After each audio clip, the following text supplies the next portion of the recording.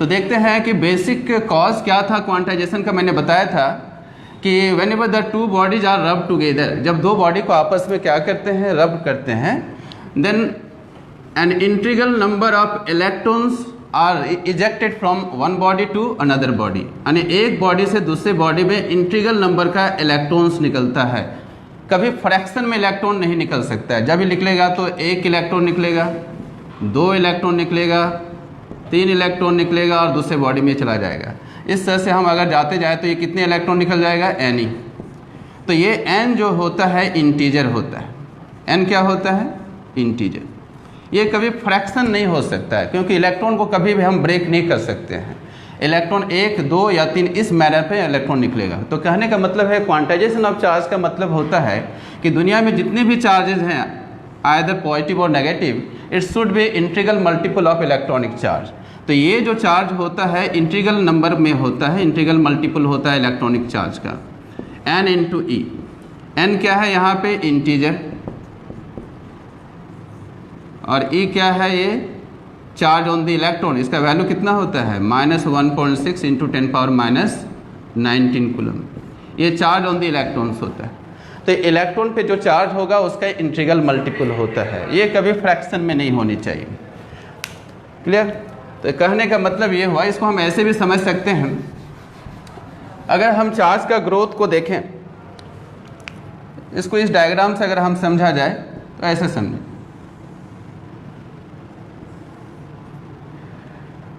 ये हुआ continuous growth, इधर ले लो growth of charge,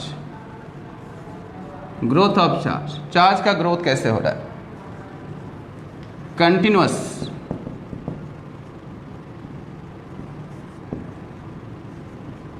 growth of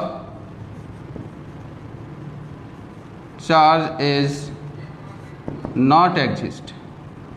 continuous growth of charge कभी एग्जिस्ट नहीं करता है। जब भी होगा तो ये क्या होगा, फ्रैक्शन में, यानी फ्रैक्शन नहीं, पैकेट, यानी ये डिस्क्रीट में होगा, स्टेप वाइज, इस तरह से। सपोज ये हुआ एक इलेक्ट्रॉन, तो सेकेंड बार में क्या होगा, 2 इलेक्ट्रॉन। ये कंटिन्यूअसली, यहाँ पे ये चार्ज कभी एग्जिस्ट नहीं कर सकता है। 1.5 इलेक्ट्रॉन कभी एग्जिस्ट नहीं करेगा। एग्जिस्ट जब भी होगा तो इस स्टेप पे होगा, ये स्टेप पे होगा, इस स्टेप पे होगा। यहाँ पे कितना हो जाएगा, 3 इलेक्ट्रॉन्स। इस तरह से हो जाएगा ये 4th इलेक्ट्रॉन्स, और यहाँ पे चल जाएंगे तो n इलेक्ट्रॉन्स हो जाएगा। इस तरह से इलेक्ट्रॉन का ग्रोथ होता है पैकेट वाइज। इसे बोलते हैं quanta of charge, elementary charge, basic charge of the electrons. तो इसे बोलते हैं क्वांटाइजेशन। यहाँ पे चले जाएँ तो टोटल चार्ज कितना हो गया, n इंटू ई। यहाँ पे चार्ज कितना है, e। यहाँ पे चार्ज कितना है, 2e। यहाँ पे चार्ज कितना है, यानी चार्ज जब भी होगा तो वह इंटीग्रल मल्टीपल में होगा इलेक्ट्रॉन का। इसे बोलते हैं क्वांटाइजेशन ऑफ चार्ज। चार्ज के अलावा बहुत सारे फिजिकल क्वांटिटी है जो क्वांटाइज्ड हैं। जैसे चार्ज तो क्वांटाइज्ड हो गया, चार्ज का कितना हो गया, n इंटू ई। एनर्जी भी क्वांटाइज्ड होता है। एनर्जी का क्वांटाइजेशन का फॉर्मूला होता है Nhν। इसको बोलते हैं फोटोन, फोटोन की एनर्जी, एक फोटोन की एनर्जी। तो एक फोटोन, दो फोटोन, इसे बोलते हैं fundamental particle of light, that is called photon energy, photon energy. तो ये क्वांटाइज्ड है, किसका है, ये hν का। एक hν, दो hν, तीन hν, इस तरह से nhν। तो ये भी एनर्जी भी क्वांटाइज्ड होता है। एनर्जी के अलावा और क्या क्वांटाइज होता है, एंगुलर मोमेंटम। पढ़े होंगे केमिस्ट्री में, ऑर्बिट में जब देखते होंगे, डिफरेंट ऑर्बिट में यहाँ पे इलेक्ट्रॉन मूव कर रहा है, यहाँ इलेक्ट्रॉन मूव कर रहा है, यहाँ इलेक्ट्रॉन मूव कर रहा है। इसे फर्स्ट ऑर्बिट बोलेंगे, सेकंड, थर्ड। तो हर एक ऑर्बिट का एंगुलर मोमेंटम क्वांटाइज्ड होता है। बोर्स थ्योरी में ये पढ़े थे हम लोग, NH/2π। तो ये एंगुलर मोमेंटम भी क्वांटाइज्ड है। अगर फर्स्ट ऑर्बिट में मूव कर रहा है तो h/2π, सेकेंड ऑर्बिट में मूव कर रहा है तो 2h/2π। इस तरह से एंगुलर मोमेंटम भी फ्रैक्शन में कभी नहीं हो सकता है, ये क्वांटाइज्ड होता है। इससे मास भी क्वांटाइज्ड है, मास भी क्वांटाइज्ड है, लेकिन इसमें एक प्रॉब्लम है कि इसका जो एलिमेंट्री पार्टिकल है अभी तक इसको खोज नहीं किया गया। तो अभी ये रिसर्च में है, अंडर रिसर्च, अंडर रिसर्च। अभी ये रिसर्च में, अभी ये पार्टिकल की खोज नहीं की गई। मास को क्वांटाइज है लेकिन इसके एलिमेंट्री पार्टिकल की खोज नहीं की गई। तो ये चार्ज क्वांटाइज हो गया, एनर्जी क्वांटाइज हो गया, एंगुलर मोमेंटम क्वांटाइज हो गया। तो ये सब के बारे में हम लोग पढ़ते भी हैं। ठीक है, तो आगे हम देखते हैं इसका कुछ प्रॉब्लम्स के बारे में।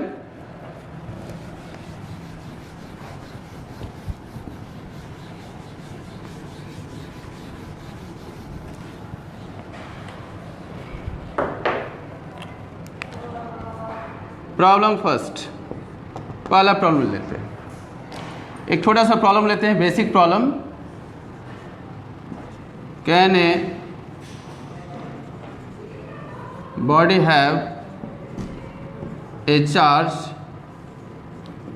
4.8 इंटू 10 पावर माइनस 18 कूलम।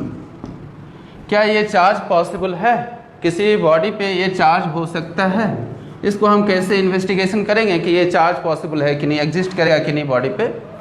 तो उसके लिए हम चलते हैं क्वांटाइजेशन ऑफ चार्ज। अभी हमने पढ़ा कि Q का वैल्यू होता है N इंटू ई, N इंटू ई। ये चार्ज गिवन है, Q का वैल्यू दे दिया कि बॉडी में कितना चार्ज है, इस बॉडी पे कितना चार्ज है। Q का वैल्यू है 4.8 इंटू 10 पावर माइनस 18 कूलम। ये चार्ज दिया हुआ है। अब हमको पता करना है कि ये चार्ज इस बॉडी पे एग्जिस्ट करेगा कि नहीं। तो उसके लिए हम चेक करेंगे इसका n का वैल्यू। अगर n अगर फ्रैक्शन में आ जाए तो वो एग्जिस्ट नहीं करेगा। अगर n का वैल्यू अगर इंटीजर में आ जाए तो ये एग्जिस्ट करेगा। तो यहाँ से n का वैल्यू निकाल लो, Q divided by E, Q divided by E। अब Q का वैल्यू बताओ कितना दिया हुआ है, 4.8 इंटू 10 पावर माइनस 18। और E का वैल्यू क्या होता है 1.6। ओनली मैग्नीट्यूड की बात हो रही है। अगर -30 भी रहेगा तो भी ये इंटीजर है, +30 भी रहेगा तो भी ये क्या है, इंटीजर है। तो ये प्लस माइनस से मतलब नहीं, हमको होल नंबर होना चाहिए। तो यहाँ लिखेंगे 10 to the power minus 19 coulomb. Coulomb coulomb cancel, so value will be 3। और ये कितना आएगा, -18 + 19, तो वैल्यू 3 इंटू 10 आएगा। ये कितना आया 30। और 30 ये क्या है, इंटीजर है। 30 क्या है, ये इंटीजर। अगर ये इंटीजर है तब ये चार्ज क्या है, इस बॉडी पे पॉसिबल है। इतना चार्ज एग्जिस्ट कर सकता है इस बॉडी पे। अगर हम इसी क्वेश्चन को थोड़ा सा चेंज करें, प्रॉब्लम नंबर 2, अगर यहाँ पे 20 कर दे तो क्या होगा। अब ये चार्ज एग्जिस्ट करेगा कि नहीं बॉडी पे, चेक करें। तो यहाँ पे फिर क्या डालेंगे 20, 20 ऊपर चला गया 20, ये कितना हुआ, सॉरी यहाँ पे नहीं, ये तो 19 होगा, यहाँ पे होगा, ये 20 हो जाएगा। तो यहाँ हो गया 20 और ये चला गया 19। क्या वैल्यू आएगा -1। तो -1 करने से क्या आएगा, 3 डिवाइड बाई 10, क्या मिला 0.3। ये फ्रैक्शन में आ गया, ये फ्रैक्शन में आ गया, ये फ्रैक्शन में आ गया। तो क्या ये चार्ज अब एग्जिस्ट करेगा, ये चार्ज एग्जिस्ट करेगा इस बॉडी पे? अब नहीं करेगा, क्योंकि ये यहाँ बता रहा है कि इलेक्ट्रॉन फ्रैक्शन में। इलेक्ट्रॉन कभी फ्रैक्शन में नहीं हो सकता। इलेक्ट्रॉन कभी भी किसी बॉडी से अगर इजेक्ट होता है तो वो हमेशा इंटीजर में होगा, कभी फ्रैक्शन में नहीं होगा। So this charge is not exist, not exist. ये चार्ज पॉसिबल नहीं होगा। तो इस तरह से हम पता कर सकते हैं कि किसी बॉडी पे चार्ज पॉसिबल है कि नहीं, n का वैल्यू से। n का वैल्यू अगर फ्रैक्शन में आ जाए तो एग्जिस्ट नहीं करेगा, n का वैल्यू अगर इंटीजर में आ जाए तो वो एग्जिस्ट करेगा।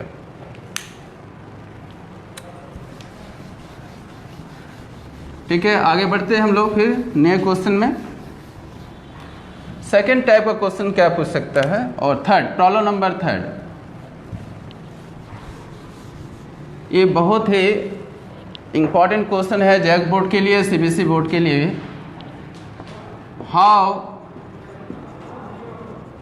Many electrons are present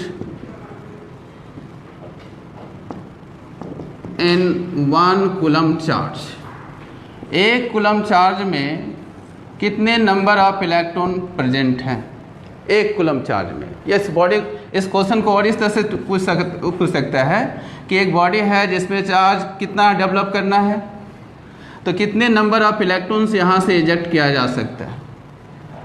how many number of electrons are emitted from the body so that body acquired a charge 1 coulomb. कितना वो चार्ज एक्वायर कर ले, 1 कूलम। तो कितने नंबर ऑफ इलेक्ट्रॉन यहाँ से निकाला जाए, दोनों के आंसर सेम आएगा। तो दोनों को बनाने का एक ही मेथड है।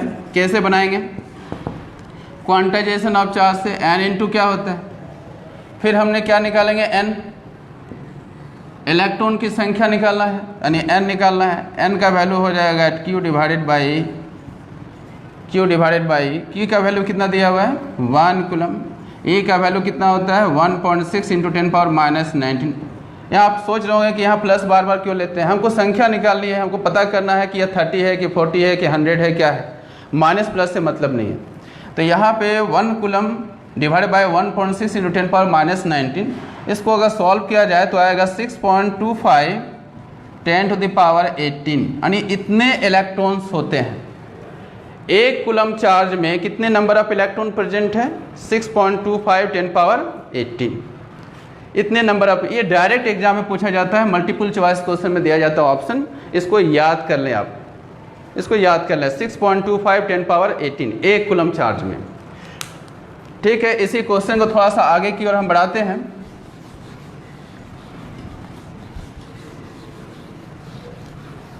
सेम क्वेश्चन को आगे की ओर बढ़ा रहे हैं। एक क्वेश्चन पूछा जाता है 1 coulomb and 1 charge of 1 electron, ये दो दिया हुआ है 1 coulomb and charge of 1 electron. अब इसमें क्वेश्चन पूछा जा रहा है कि which one is greater, 1 coulomb बड़ा है कि चार्ज ऑफ 1 इलेक्ट्रॉन बड़ा है। अब ये अगर पता करना है कि कौन बड़ा है, 1 कूलम की चार्ज ऑफ 1 इलेक्ट्रॉन बड़ा है, तो इसे कैसे पता करेंगे। यहाँ पे देखा जाए कि 1 इलेक्ट्रॉन का ही चार्ज है और 1 इलेक्ट्रॉन का चार्ज होता है 1.6 इंटू 10 पावर माइनस 19 कूलम। लेकिन 1 कूलम चार्ज में कितने नंबर ऑफ इलेक्ट्रॉन्स होते हैं बता सकते हैं अभी, 6.25 इंटू 10 पावर 18 इलेक्ट्रॉन्स पाए जाते हैं, इसमें इतने इलेक्ट्रॉन्स होते हैं। अब ये 1 इलेक्ट्रॉन का चार्ज इतना है, तो इतने नंबर ऑफ इलेक्ट्रॉन का चार्ज क्या होगा, बहुत ज़्यादा होगा। तो कौन बड़ा होगा, 1 कूलम या 1 चार्ज ऑफ 1 इलेक्ट्रॉन, तो वैल्यू कौन होगा 1 coulomb. Therefore 1 coulomb is greater than charge of 1 electron. ये हमेशा याद रखेंगे, पूछा भी जाता है कि 1 कूलम बड़ा है कि 1 इलेक्ट्रॉन पे चार्ज बड़ा है, क्योंकि 1 कूलम चार्ज पे कितने नंबर ऑफ इलेक्ट्रॉन पाए जाते हैं, इतने। तो इतने का चार्ज अगर निकाला जाए तो इससे बहुत बड़ा हो जाएगा। सो 1 coulomb is greater than charge of 1 coulomb 1 electron. Okay, और एक क्वेश्चन इसमें देखा जाए, ये सब फंडामेंटल क्वेश्चन हैं जो बोर्ड एग्जाम में पूछे जाते हैं। How many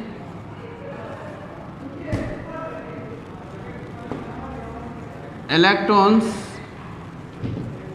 are present in 1 Faraday।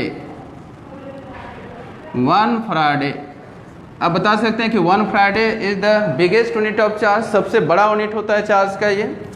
और 1 Faraday में कितने कूलम्स होते हैं, 96500 कूलम होते हैं। अब कहता है कि इतने चार्ज में नंबर ऑफ इलेक्ट्रॉन की संख्या बताएं।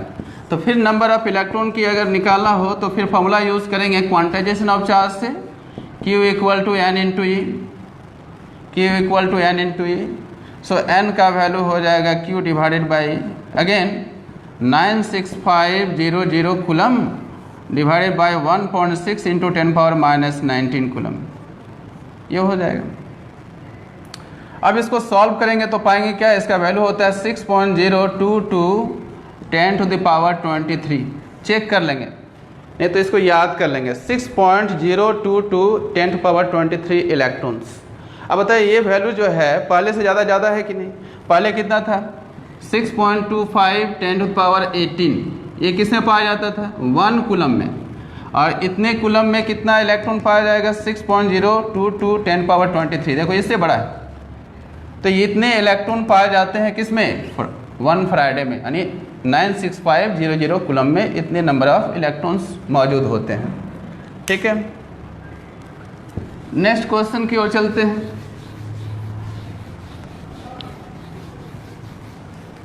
देखिए कुछ वैल्यू जो है आप लोग याद रखें।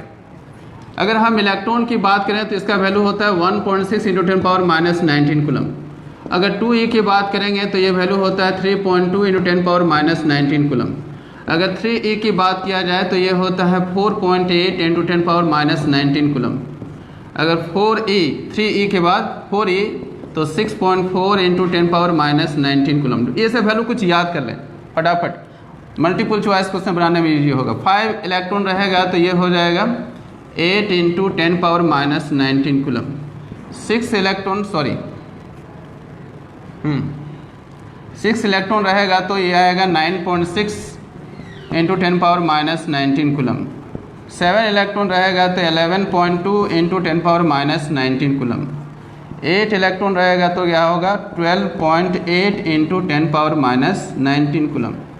9 इलेक्ट्रॉन रहेगा तो 14.4 इंटू 10 पावर माइनस 19 कूलम। और 10 इलेक्ट्रॉन्स रहेगा तो क्या होगा 16 इंटू 10 पावर माइनस 19 कूलम। ये वैल्यू कुछ बेसिक बातें याद रख लेंगे, ये सब वैल्यू याद रख लेंगे। अगर देखा जाए कराए कि एक कंडक्टर है, नेक्स्ट क्वेश्चन है क्वेश्चन नंबर 5। एक कंडक्टर है जिस पे चार्ज दिया हुआ है 11.2 इंटू 10 पावर माइनस 19 कूलम। ये चार्ज दिया हुआ है, ये पॉजिटिव चार्ज है, Q का वैल्यू दे दिया है, ये पॉजिटिव चार्ज दिया हुआ है। अब कह रहा है कि इसमें इलेक्ट्रॉन की कमी होगी कि इलेक्ट्रॉन की अधिकता होगी, that means efficiency of electron होगा कि डिफिशियंसी ऑफ इलेक्ट्रॉन्स होगा। इसमें इलेक्ट्रॉन निकला होगा कि इसमें इलेक्ट्रॉन आया होगा। इसलिए इसमें प्लस चार्ज है तो इलेक्ट्रॉन निकला ही होगा, यानी इलेक्ट्रॉन की कमी हो जाएगी, इसमें इलेक्ट्रॉन शॉर्ट हो जाएगा न्यूट्रल बॉडी से पर। तो देखा जाए कि 11.2 10 पावर माइनस 19, तो इसका कितने नंबर ऑफ इलेक्ट्रॉन्स इसमें शॉर्ट है ये निकालने के लिए बताया जा रहा है। तो कह रहा है कि इस कंडक्टर से नंबर ऑफ इलेक्ट्रॉन कितने शॉर्ट है ये बताओ। तो यहाँ पे देखो 11.2 कितने इलेक्ट्रॉन्स हो सकता है 7, तो n का वैल्यू क्या हो जाएगा 7, यानी 7 इलेक्ट्रॉन्स इसमें शॉर्ट है, यानी 7 इलेक्ट्रॉन्स पहले से कम है। न्यूट्रल बॉडी में जितना इलेक्ट्रॉन्स होगा, मान लेते हैं न्यूट्रल बॉडी में 14 इलेक्ट्रॉन्स हैं और 14 प्रोटॉन्स हैं। तो अब इसमें कितना हो जाएगा, जब ये चार्ज होगा तो अब इसमें कितना हो जाएगा 7 इलेक्ट्रॉन बच जाएगा और 14 प्रोटॉन बच जाएगा। कितना शॉर्ट हो गया 7, यानी 7 इलेक्ट्रॉन इससे निकल गया होगा। तो इस तरह से हम ये मल्टीपल चॉइस क्वेश्चन को सॉल्व कर सकते हैं। नेक्स्ट प्रॉब्लम की ओर चलते हैं हम लोग।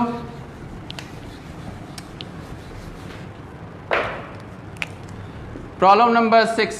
देखिए एक बात याद रखेंगे, इसका क्वेश्चन दिया जाता है 10 टू द पावर 6, इसको बोलते हैं 1 मिलियन। 1 मिलियन इक्वल टू होता है 10 लाख।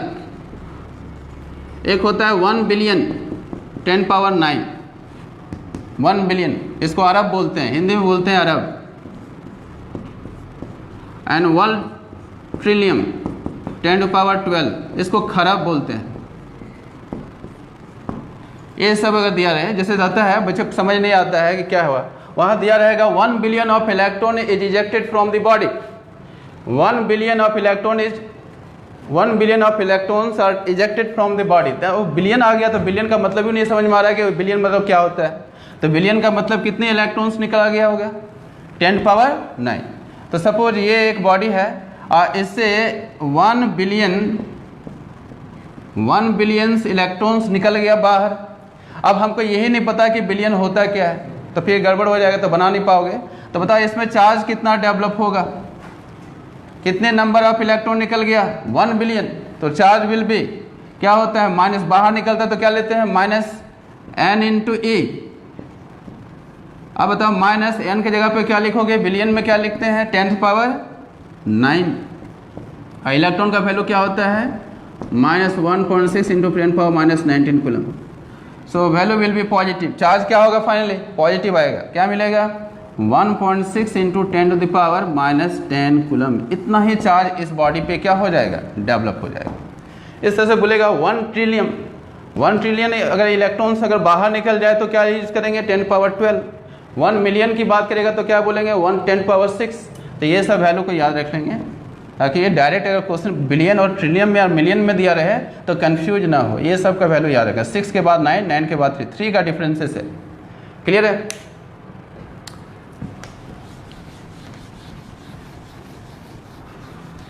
अब हम चलते हैं थोड़ा सा बोर्ड मॉडल क्वेश्चन में। थोड़ा सा board model question JAC board CBSE board में जो क्वेश्चन पूछा जाता है। एक बात इसको याद कर लें, इस कॉन्सेप्ट को लिख लें। कॉन्सेप्ट कैसे, केमिस्ट्री में तो लोग पढ़े भी होंगे कि किसी भी एलिमेंट को हम x से रिप्रेजेंट करते हैं। नीचे लिखा रहता है z, ऊपर में लिखा रहता है a।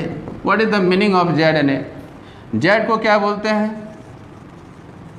z को क्या बोलते हैं? Atomic number. एटॉमिक नंबर बोलते हैं z को।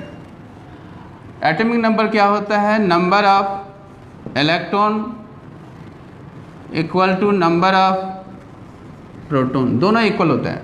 जितना प्रोटॉन होते हैं उतने नंबर ऑफ इलेक्ट्रॉन्स होते हैं। ए को क्या बोलते हैं? Atomic mass. और एटॉमिक मास को क्या कहते हैं? Number of proton plus number of neutron, ये दोनों के सम को कहते हैं एटॉमिक नंबर। तो अगर हम इस तरह का एलिमेंट का स्ट्रक्चर अगर दिया रहे तो हम डायरेक्ट कैसे क्या क्या फाइंड आउट कर सकते हैं? अगर प्रोटॉन का अगर निकालने के लिए बोले तो डायरेक्ट क्या लिखेंगे? जेड। अगर इलेक्ट्रॉन का संख्या निकालने के लिए क्या बोलेगा तो क्या लिखेंगे? जेड। अगर बोला जाए है जेड, इधर क्या हो गया ए, और ये क्या है? Number of neutron. तो न्यूट्रॉन का वैल्यू क्या हो जाएगा? ए माइनस जेड। तो इस तरह से वैल्यू को हम फाइंड आउट कर सकते हैं। अगर इस पिक्चर को दिया रहे तो पी का वैल्यू हो गया number of proton Z. Clear है? देखेंगे प्रॉब्लम क्या रहेगा इसमें। प्रॉब्लम रहेगा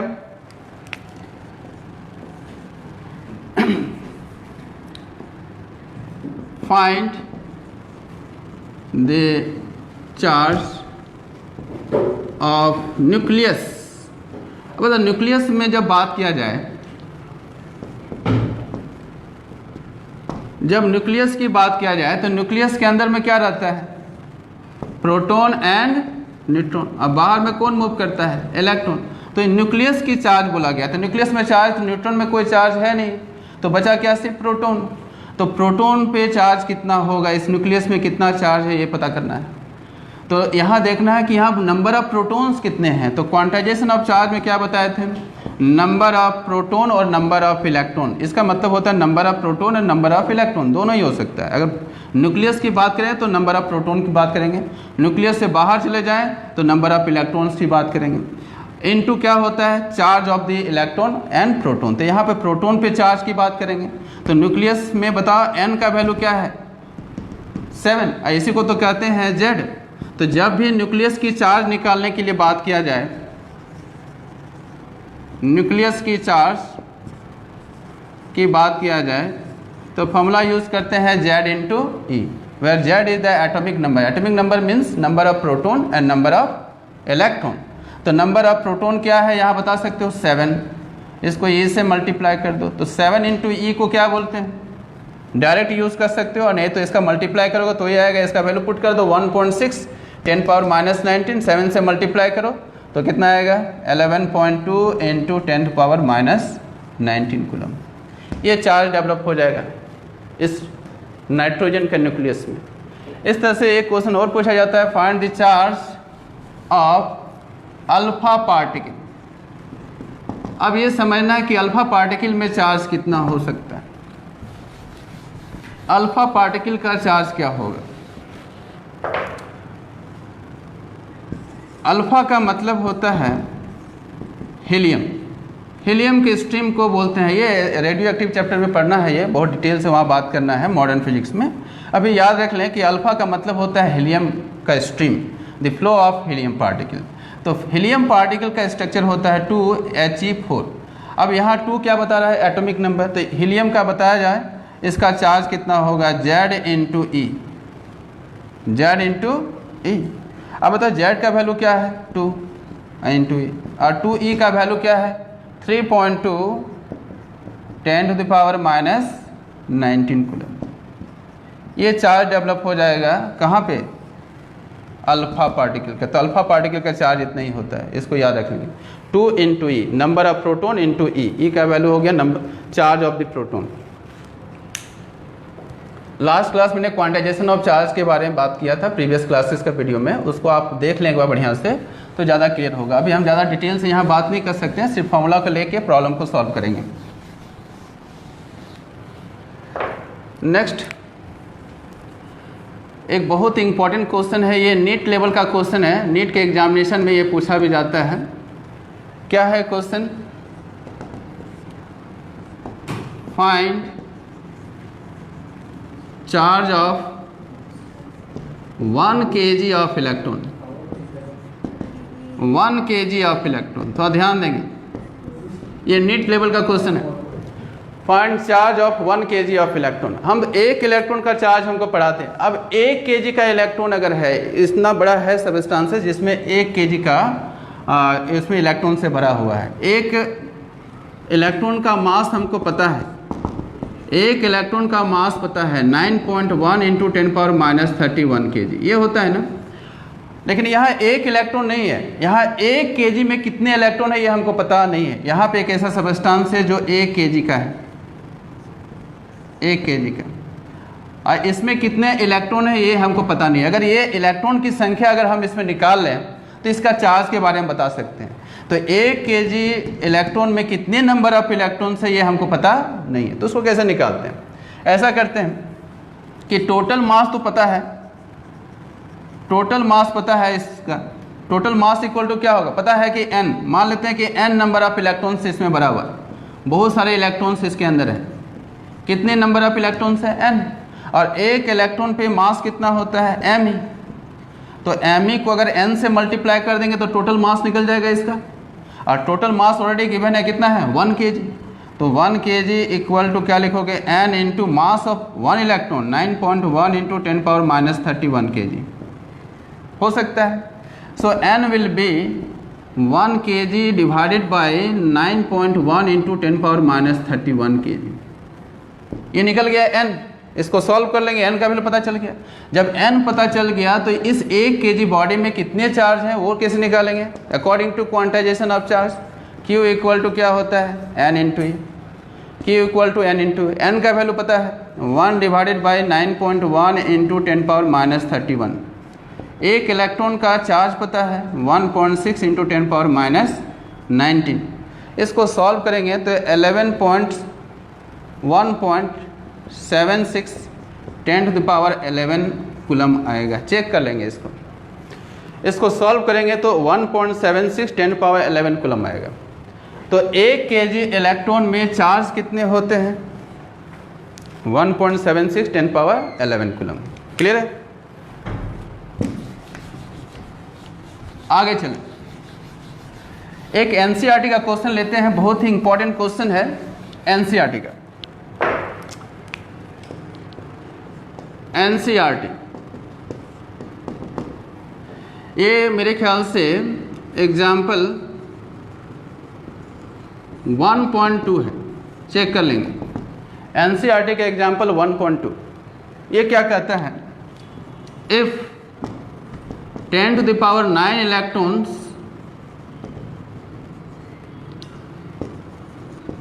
move out of a body to another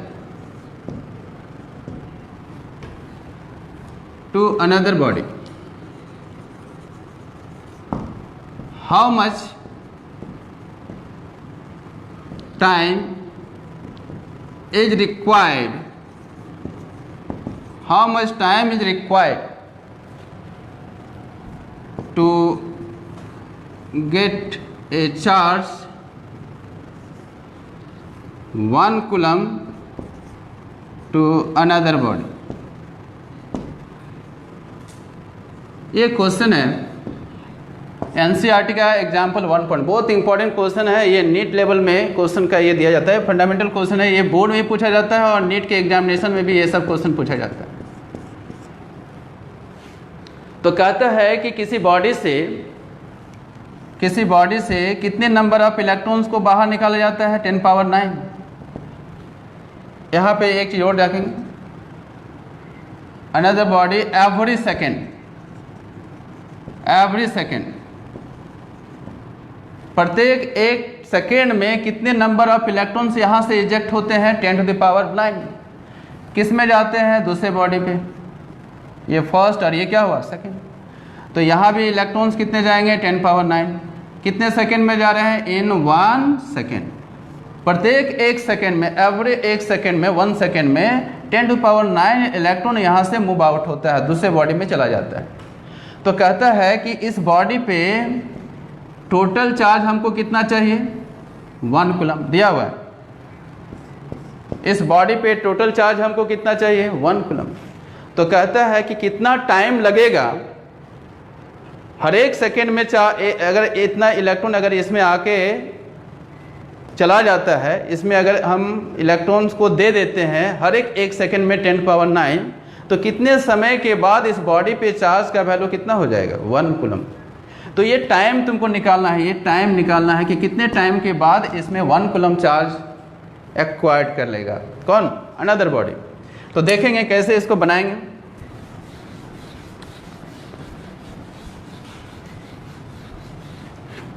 ये एनसीईआरटी का क्वेश्चन है और बहुत ही इंपॉर्टेंट क्वेश्चन है, देखें।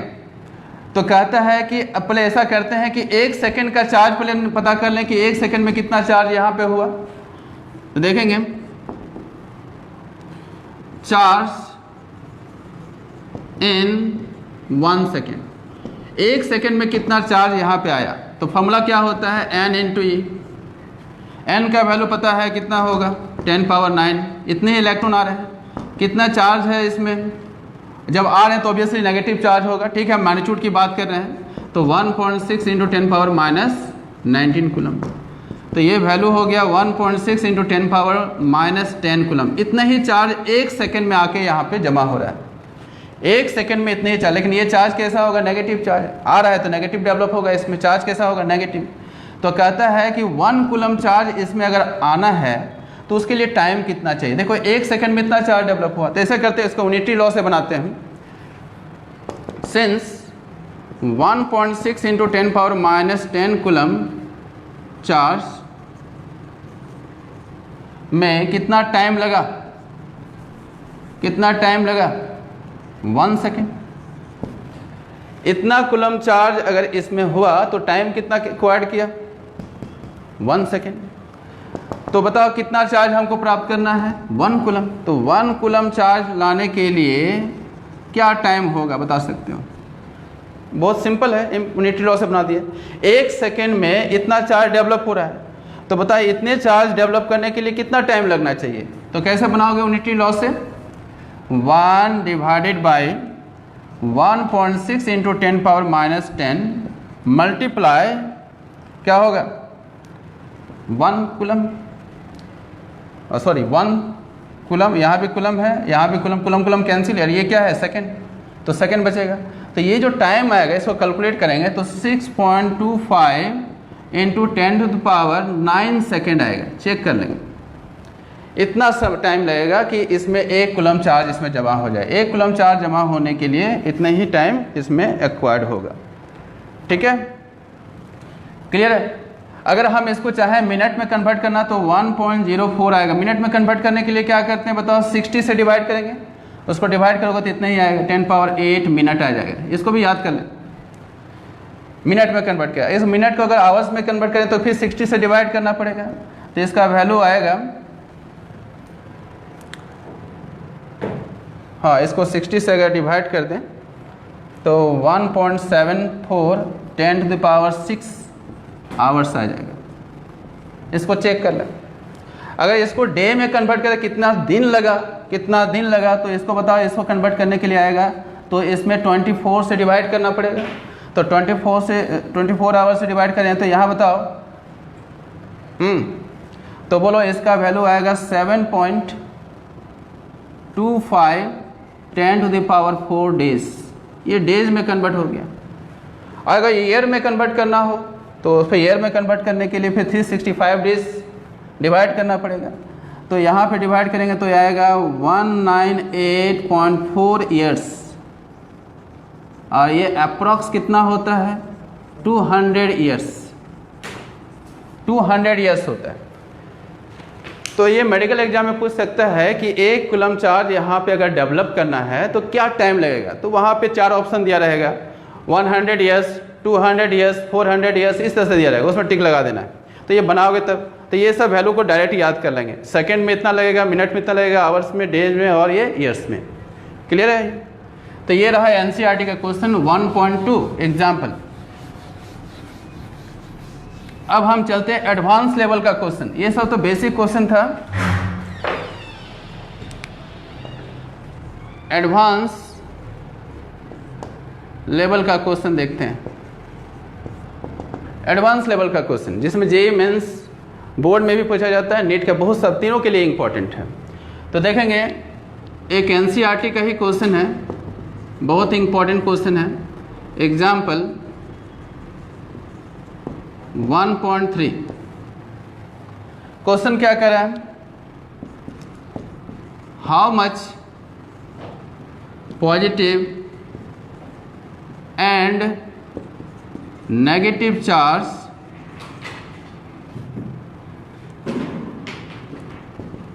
is there in cup of water, in cup of water।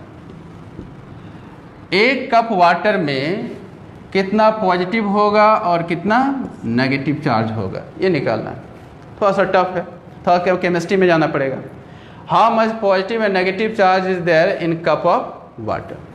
तो एक कप वाटर में कितना पॉजिटिव हो सकता है, कितना नेगेटिव चार्ज होगा, कैसे पता करेंगे? तो यहाँ पे थोड़ा सा स्टैंडर्ड हम एक वैल्यू लेते हैं कि जब भी हम बात करें 1 cup of water, 1 cup of water की बात करें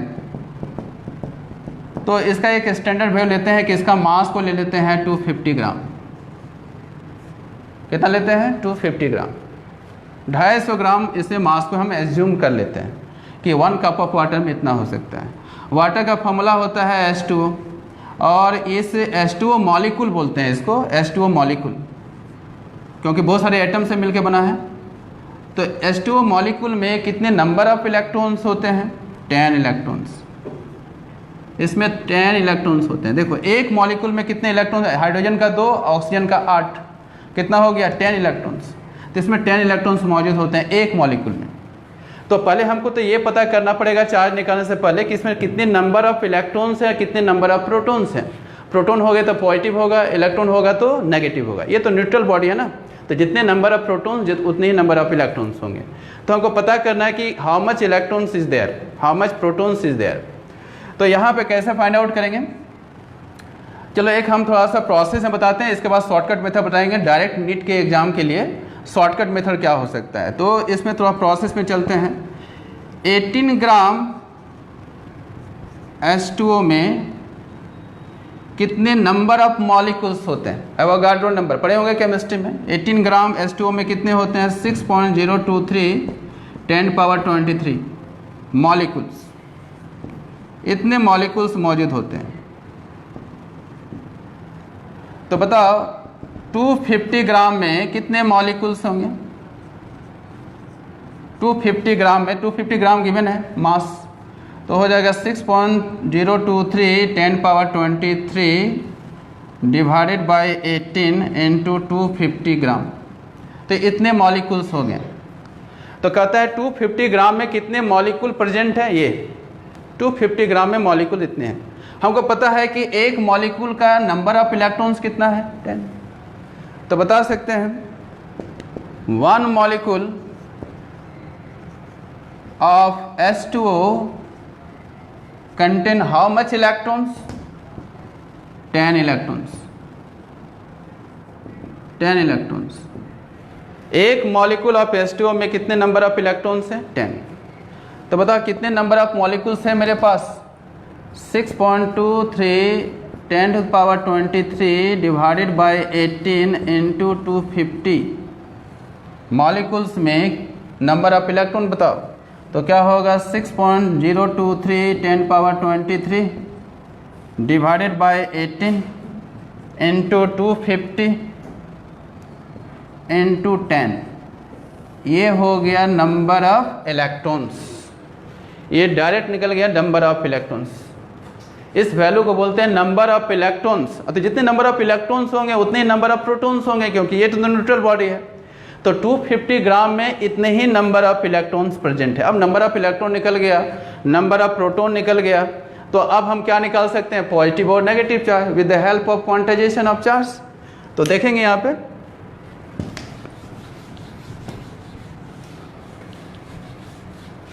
ये हुआ एडवांस लेवल का question.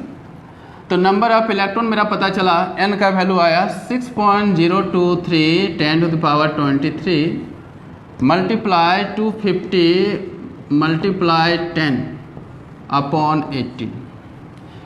Therefore positive and negative charge के बारे में बात करें, पॉजिटिव भी उतना ही होगा, नेगेटिव भी होगा, सेम होगा, magnitude will be same, sign सिर्फ होगा एक प्लस एक माइनस, मैग्नीट्यूड सेम होगा। तो फॉर्मूला क्या पढ़े हैं, क्यू का बारा n इंटू ई, n का वैल्यू पता है, तो n का वैल्यू ये पता है, तो 6.023 10 पावर 23 250 डिवाइडेड बाय 18 इंटू 10। इस n को किससे मल्टीप्लाई करोगे, n को मल्टीप्लाई करोगे charge of the electron and charge of the proton. अगर हम नेगेटिव चार्ज निकालना चाहते हैं तो इलेक्ट्रॉन के चार्ज से मल्टीप्लाई कर देंगे, पॉजिटिव चार्ज निकालना चाहते हैं तो प्रोटॉन के चार्ज से मल्टीप्लाई कर देंगे, दोनों का मैग्नीट्यूड सेम होता है, तो 1.6 इंटू 10 पावर माइनस 19 कूलम। अब इसको सॉल्व करने के बाद आएगा 1.34 10 पावर 7 कूलम। इसको याद कर लें, इस वैल्यू को याद कर लें। इतना ही पॉजिटिव चार्ज होता है, इतना ही नेगेटिव चार्ज होता है, कहाँ पे, 250 ग्राम ऑफ वाटर में। इसमें हम कुछ होमवर्क देते हैं, इसका एक शॉर्टकट मेथड भी है, थोड़ा सा देख लें शॉर्टकट मेथड। शॉर्टकट मेथड क्या है, डायरेक्ट बनाने के लिए इतना प्रोसेस में जाने की जरूरत नहीं पड़ेगी। तो पहला याद रखेंगे, number of atoms and molecules, इस फॉर्मूला को लिख लें, इन ए गिवन मास m, फॉर्मूला होता है m divided by m into Avogadro number. आइए बता रहे हैं कैसे ही आया, m divided by m into Avogadro number. m को बोलते हैं गिवन मास, जो मास दिया रहेगा 250 ग्राम 100 ग्राम। m क्या होता है, मॉलिक्यूलर वेट, इसको क्या कहते हैं, मॉलिक्यूलर वेट, इसको बोलते हैं एवोगाड्रो नंबर, ये पता है। तो ये एक फॉर्मूला हुआ नंबर ऑफ एटम। इसको हम ऐसे भी लिख सकते हो, m बाय m को बोलते हैं number of moles, number of moles into Avogadro number. ये दोनों फॉर्मूला का यूज़ कर सकते हैं, किसके लिए, नंबर ऑफ एटम को फाइंड आउट करने के लिए और नंबर ऑफ मॉलिक्यूल्स को फाइंड आउट करने के लिए, ये दोनों के लिए ये यूज होता है। अगर हम ये एटम की बात करेंगे तो ये एटॉमिक नंबर बोलेंगे, मॉलिक्यूल्स निकालेंगे तो इसको मॉलिक्यूलर वेट बोलेंगे। तो मास बाय मॉलिक्यूलर वेट को ही बोलते हैं नंबर ऑफ मोल्स। तो ये बन गया तुम्हारा फर्स्ट फॉर्मूला। इसका और एक फॉर्मूला अगर निकालना चाहें, नंबर ऑफ इलेक्ट्रॉन्स और प्रोटॉन का फॉर्मूला क्या होता है, Na, इसको सिर्फ Z से मल्टीप्लाई कर देना है। ये जो वैल्यू आया है ना m Na divided by m, इसको मल्टीप्लाई कर देना है सिर्फ Z से। इसको बोलते हैं एटॉमिक नंबर। इसको क्या बोलते हैं, atomic number, number of electron और नंबर ऑफ प्रोटॉन को शो करता है। तो ये बन जाएगा स्मॉल n, और जब स्मॉल n बन जाएगा तो तुम्हारा चार्ज निकल जाएगा, Q इक्वल टू क्या होता है, n into E, quantization of charge से। क्लियर है। और इसमें एक फॉर्मूला और है, फॉर्मूला नंबर 4। क्या है फॉर्मूला, ये percentage number of electrons are removed. इस पे भी क्वेश्चन दिया जाता है, percentage number of electrons are removed. तो उसके लिए क्या फॉर्मूला यूज़ करेंगे, ये पता है, m Na divided by m into Z को हम यहाँ पे लिख देंगे मल्टीप्लाई परसेंटेज। परसेंटेज का मतलब इसको डिवाइड कर सकते हो 100 से भी, तो ये निकल गया percentage number of electrons are removed के लिए फॉर्मूला। इसी में सिर्फ परसेंटेज जितना 3% लेगा तो 3 बाई डिवाइड बाई 100, 4% है तो 4 डिवाइड बाई 100, ऐसे लिख सकते हैं। क्लियर है। ये देखो, इसको शॉर्टकट मेथड से हम कैसे बनाएंगे, जो अभी प्रॉब्लम हमने बनाया। सेम प्रॉब्लम एनसीईआरटी का 1.3 सेम प्रॉब्लम को बनाना चाहते हैं। तो क्या मिला, n का वैल्यू, m कितना दिया हुआ था 250, मास कितना दिया हुआ है 250, एवोगाड्रो नंबर 6.023 10 पावर 23, z का वैल्यू एटॉमिक नंबर 10 आया है और मॉलिक्यूलर वेट कितना आया था 18। हम सिर्फ n के लिए बात कर रहे हैं तो ये n निकल गया और इसी n को अगर हम e से मल्टीप्लाई कर दें तो क्या बन जाएगा चार्ज। इसको मल्टीप्लाई कर दें e से 1.6 इंटू 10 पावर माइनस 19 तो ये बन गया चार्ज और इसका वैल्यू भी आएगा 1.34 आया था ना, 1.34 10 पावर 7 कूलम। सेम आंसर आएगा, इस फॉर्मूला से भी डायरेक्ट बनाओगे तो यही आंसर आएगा। ठीक है, अब हम कुछ होमवर्क दे देते हैं इसमें, इसको ट्राई करोगे। ये NEET level JEE mains level का क्वेश्चन था, एक एससी वर्मा का क्वेश्चन है, इसी पे बेस्ड है। एससी वर्मा का पेज 121 वॉल्यूम 2 में दिया होगा। क्वेश्चन नंबर है 9। सेम क्वेश्चन है, उसको ही बनाओगे वहाँ पे, तो वहाँ पे दिया हुआ 100 ग्राम ऑफ वाटर। कर 100 ग्राम ऑफ वाटर में कितने नंबर ऑफ इलेक्ट्रॉन प्रेजेंट है। तब वहाँ जहाँ 250 लिखे थे वहाँ पे क्या यूज़ करेंगे आप 100 ग्राम, तो उसमें कितना नेगेटिव चार्ज है। ये क्वेश्चन नंबर 9 है एससी वर्मा का, आप जाकर ट्राई कर लोगे तो बन जाएगा ये। और एक क्वेश्चन देते हैं एससी वर्मा का ही, क्वेश्चन नंबर 75। इसका पेज में जाके देखोगे, पेज नंबर भी अगर देखना हो तो 125 में जाके देख सकते हो। 75 वॉल्यूम 2 में जाके देखना, 75 क्वेश्चन नंबर जाके देखना। वहाँ पे क्या दिया हुआ है कि एक कॉपर है, इसको भी बना सकते हो। ये कॉपर है, इसका मास दिया हुआ है, कॉपर वायर है ये, तो कॉपर वायर का मास दिया हुआ है 6.4 ग्राम।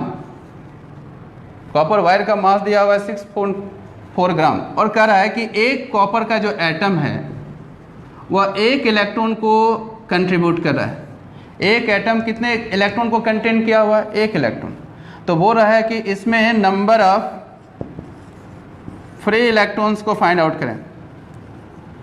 जो फॉर्मूला मैंने बताया शॉर्टकट फॉर्मूला, उसको भी यूज़ कर सकते हैं। तो इसमें नंबर ऑफ फ्री इलेक्ट्रॉन्स का वैल्यू फाइंड आउट करें, तो ये निकाल सकते हैं। क्वेश्चन नंबर 75 एससी वर्मा का, उसी मेथड से बन जाएगा। क्लियर है। एक क्वेश्चन और देते हैं, क्वेश्चन नंबर है, ये क्वेश्चन एससी वर्मा का नहीं है, अनदर बुक का है। इसमें क्या कर रहा है कि एक आयरन है जिसका मास दिया हुआ है, इसको नोट कर लें, इसको घर में जाकर ट्राई करेंगे। मास दिया हुआ है 224 मिलीग्राम। आयरन पार्टिकल है जिसका मास दिया हुआ है 224 मिलीग्राम। कह रहा है कि इसमें कितने परसेंट ऑफ इलेक्ट्रॉन्स को इजेक्ट किया जाता है, कितने नंबर ऑफ इलेक्ट्रॉन परसेंटेज में कितना इजेक्ट किया गया 0.01% इलेक्ट्रॉन यहाँ से इजेक्ट कर दिया जाता है इस आयरन से। आयरन का पता है कि मॉलिक्यूलर वेट कितना होता है 56 ग्राम। आयरन का मॉलिक्यूलर वेट होता है 56 ग्राम। तो कहता है कि इसमें कितना चार्ज डेवलप हुआ, इसमें कितना चार्ज डेवलप हुआ। ये क्वेश्चन है, तो इस क्वेश्चन को भी आप ट्राई कर सकते हैं सेम मेथड से। तो इसका ये परसेंटेज वाला में जो बताए थे NZM divided by M into ये नंबर ऑफ इलेक्ट्रॉन निकल गया। नंबर ऑफ इलेक्ट्रॉन का परसेंटेज निकालना है, तो परसेंटेज कितना दिया हुआ है 0.01 डिवाइडेड बाय 100। तो ये नंबर ऑफ इलेक्ट्रॉन निकल गया परसेंटेज में। अब इसी नंबर ऑफ इलेक्ट्रॉन को अगर E से मल्टीप्लाई कर देंगे तो क्या बन जाएगा चार्ज। तो इस बॉडी पे चार्ज निकल जाएगा, पॉजिटिव चार्ज है कि नेगेटिव। तो एससी वर्मा का क्वेश्चन नंबर 9, क्वेश्चन नंबर 75 और ये क्वेश्चन को भी लिख लेंगे कि आयरन पार्टिकल का। ये सब है क्वांटाइजेशन ऑफ चार्ज पे बेस्ड प्रॉब्लम। तो नेक्स्ट क्लास फिर हम बात करेंगे distribution of charges, induction of charges और कंडक्शन ऑफ चार्जेस के बारे में, और ये टॉपिक हमेशा के लिए ख़त्म हो जाएगी, मतलब ये फिनिश हो जाएगा।